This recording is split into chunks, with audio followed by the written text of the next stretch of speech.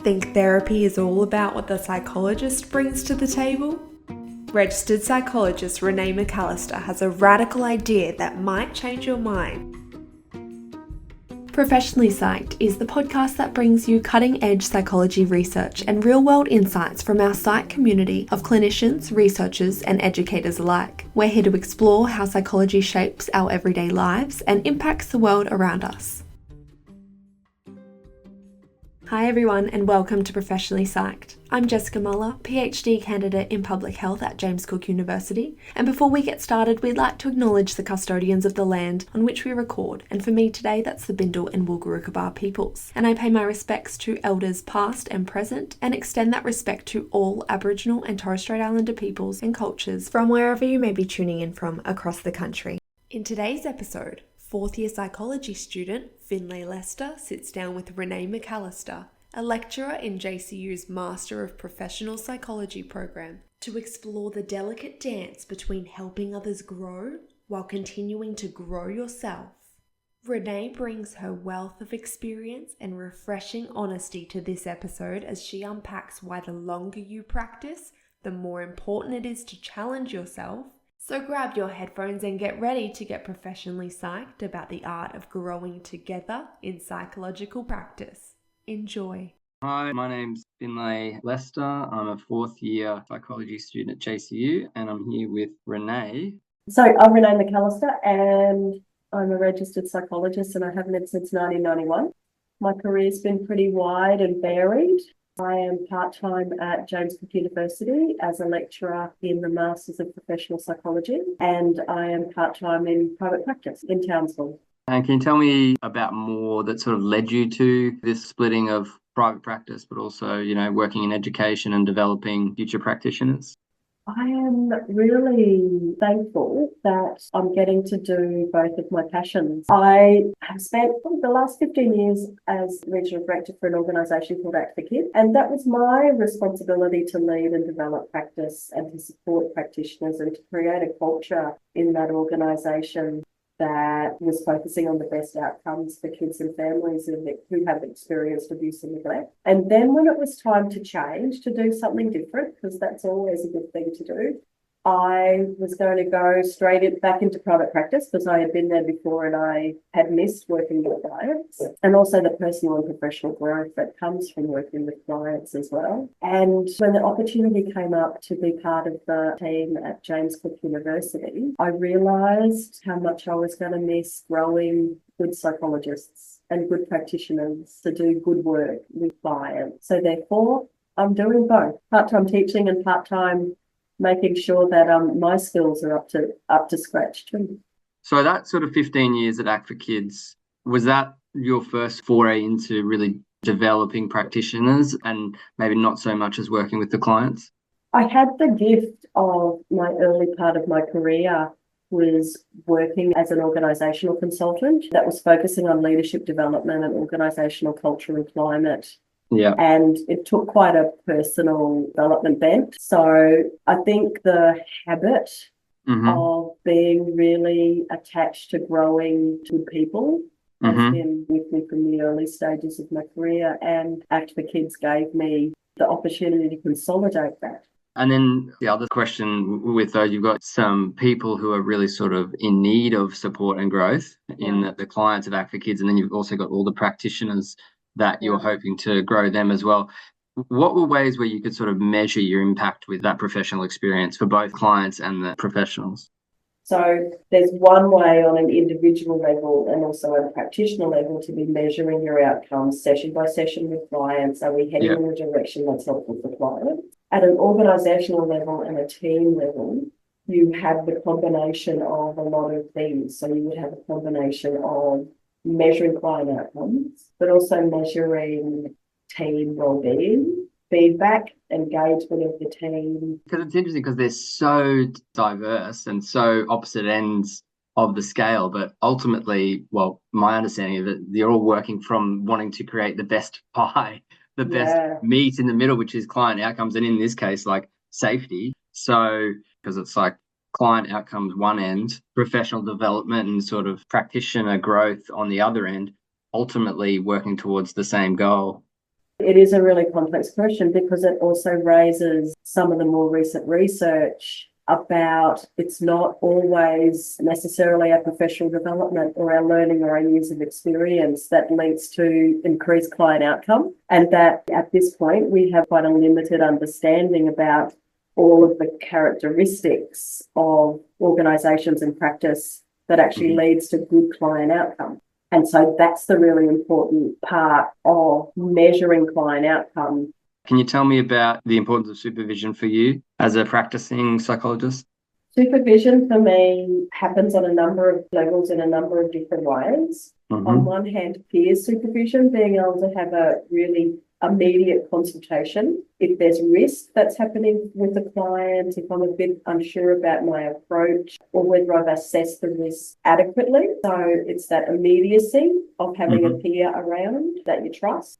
There's also a bit more of the long game for supervision for me. And some of the long game is I'm really aware that the longer I'm practicing, the more likely I am to be least effective, that I'm going to get into some bad habits as a psychologist. I'm going to think I know things. I'm not going to go back to the literature and check the research evidence. And there's going to be some ruts, some cognitive ruts that I get into as a psychologist. So the value for me of the long term for supervision is to seek someone who doesn't know me, who is out of my sphere of influence, and who is looking at the minutiae of my practice and providing feedback on that. And also, for the last 2 years since I've been in private practice, I have been measuring my outcomes with clients. And so I've got 2 years of data from clients, and I'm really intrigued through the supervision process of looking at that data together to understand it more, to see what areas I might need to improve on. Yeah, and I know that sort of leads to this other element, which I know you're interested in, sort of theories of change, and I'm interested to hear you talk about how that maps in with your measuring client outcomes. What the research tells us about client change is that as practitioners, we are terrible at predicting whether a client has changed for the better or not.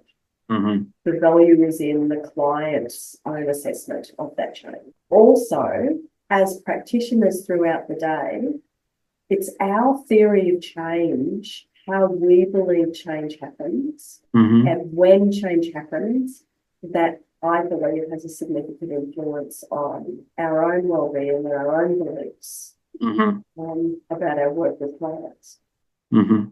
So, and as an example of that is, there might often be days, and there have been days in the past where I know that I have been working much harder than client. Days where I end a work day feeling like I've got nothing left. And so, yes, that is part of our work, but also it links to also my belief about how change happens. That perhaps on those days where I'm working much harder, I have a belief that client change is completely up to me. Or if I just give this particular nugget of wisdom, or this particular psychoeducation bit, or if I get particularly challenging, then that's going to lead to change with client. However, if I have a belief that I'm a partner in change, that change happens for magical reasons, nothing to do with me individually, then sometimes that enables me to stand back a bit, to be a bit more curious about the client's experience, to not push as much, to listen more, be more curious about times of change that have happened for the client and how they've made change happen, to get more curious about their theory of change. And it becomes more of a partnership. Yes. Instead of me as a practitioner owning that change or being responsible for other people to change. So not being as directive and more sort of partner or collaborating. Do you think that's sort of like the sweet spot for you then in your practice? Well, that's the value of client feedback. Yes. Because it's about asking and engaging the client, is my approach working? Did we work on the goals that was important for you? Do you feel like I'm a good match? Was I helpful today? Was this session helpful today? Yeah. Because clients will require different things of us at different times. So just all of those questions that you use there, how do you actually collect your feedback?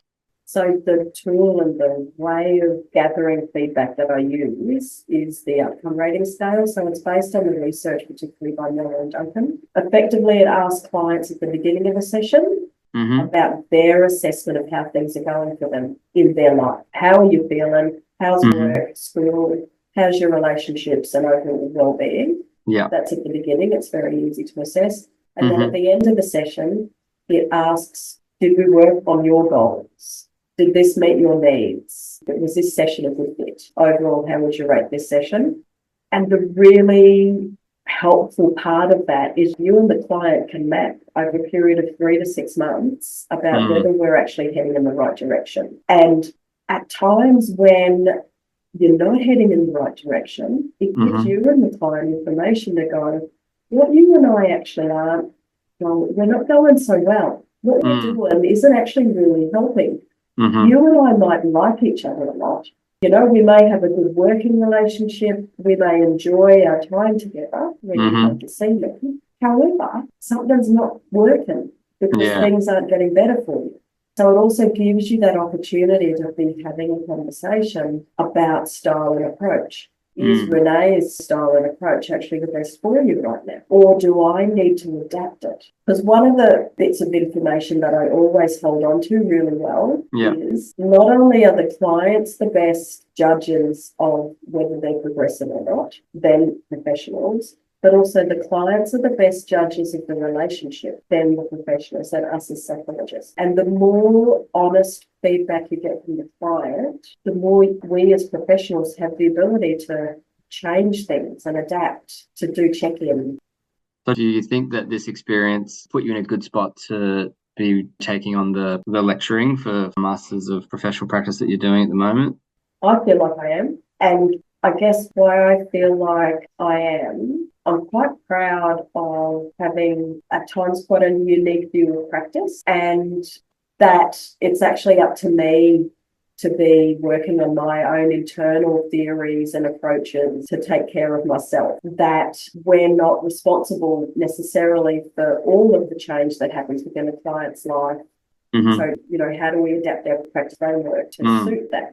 I think they are really helpful ideas, and I guess students don't have to accept them, but I'm really passionate about students thinking about them, thinking about what is my theory of change, how do I make change, what parts of me do I bring to a session, to my work with clients, and what parts of me do I want to leave behind, how do I improve my self-reflection so that I'm growing at the same time as helping my clients grow.